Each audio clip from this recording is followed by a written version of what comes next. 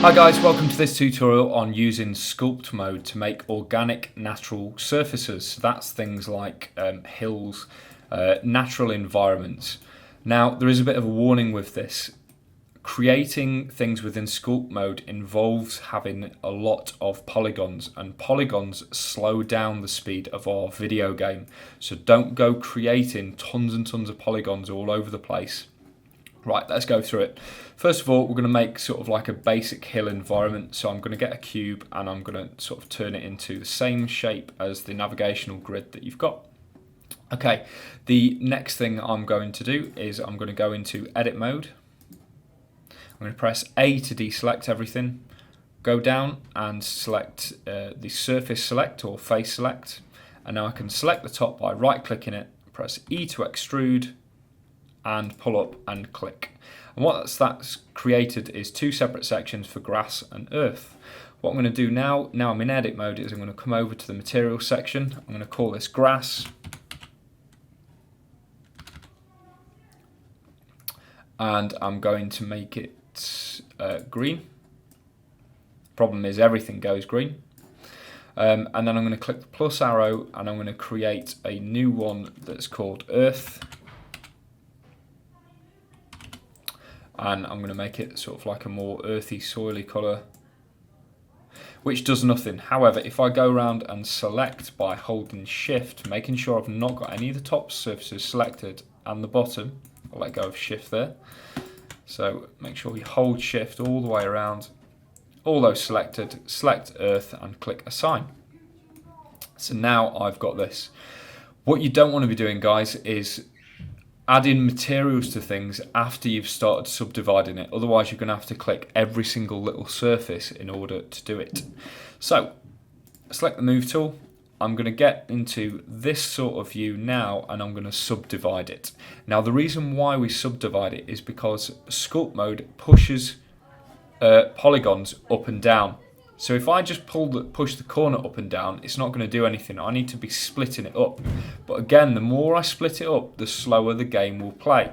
So I'm going to right click on there and I'm going to press Ctrl R to create a pink line. Now, if I was just creating an animation that I could let render for ages and ages, I might type in a high number like 100. In this case, I'm going to type in 25, which is not a lot at all. I'm going to press enter twice, and it's going to have subdivided it 25 times. Come down to face select again.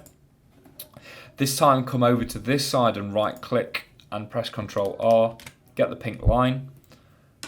If the pink line doesn't come up, by the way, it's just because your mouse isn't over it. So just without clicking, move your mouse back over and it'll be there. 25 and press enter. Enter again. And now what we've got is this.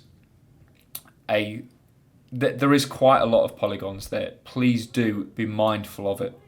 What we're going to do now is we're going to come down to the bottom to where it says edit mode and we're going to go up to sculpt mode for this object. Now it looks flat all of a sudden, but it remembers all of the subdivisions within it.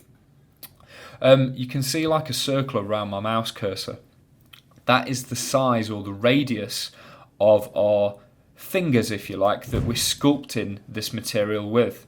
If we come up to the word radius just here, we can make that larger and you'll see the circle gets larger. Okay, what do the tools do? Well, if we go up and click on this symbol here, we've got all of these different options.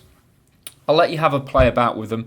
I'm just going to use two today, F grab and F smooth. We're going to go on F grab, and with quite a large radius, I'm just going to use that to pull up sort of some of the surfaces.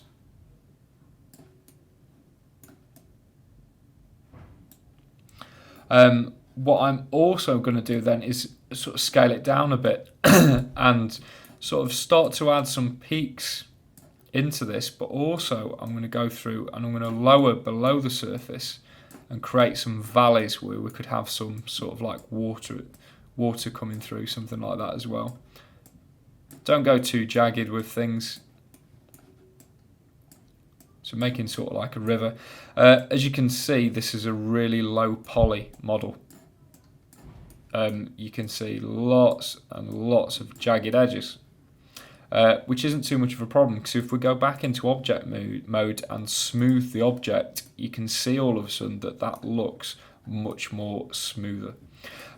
If I then go back into sculpt mode, I can continue sort of what I'm doing and just sort of pull in bits and bobs up just for a second, and then what I can do is go over to F smooth, and I can just F smooth basically deletes polygons. So if I've got some jagged edges sticking out, I'm just going to lower the radius.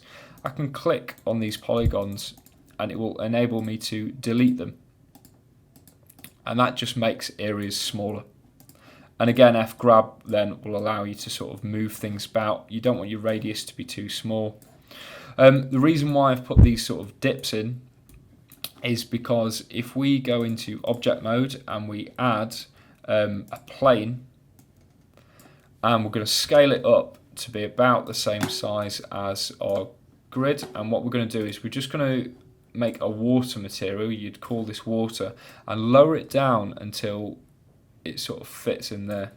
I can just make that slightly bigger as well, and I can adjust where the water comes to. I could even animate it so that I'm animated during the game, maybe some clouds above, letting rain come down, and then all of a sudden the water is rising and rising.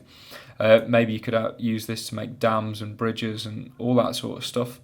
If I was going to do this, I would be tempted that below the water level here to perhaps for this object to make an additional texture, something a little bit more earthy, and maybe in edit mode sort of go around and start selecting some of these areas that are underwater and assigning them that material, so that when I put in sculpt mode, when in object mode, when I grab this and put it back over the top,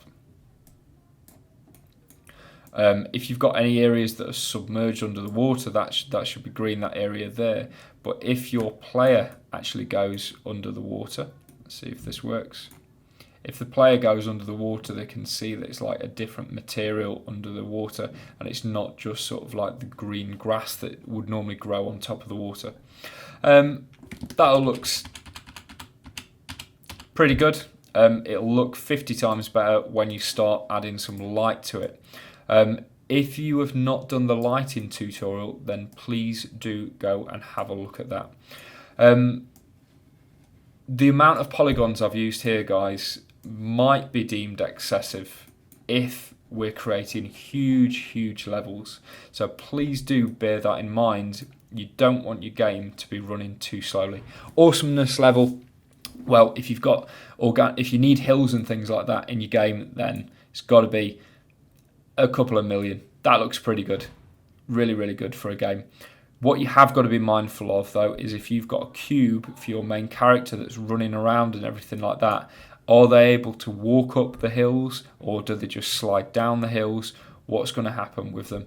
Try it out with your characters. It could be a good thing if you don't want your characters to be able to get up a hill, if they start sort of sliding back down, but you do need to get them to be able to move. See you later.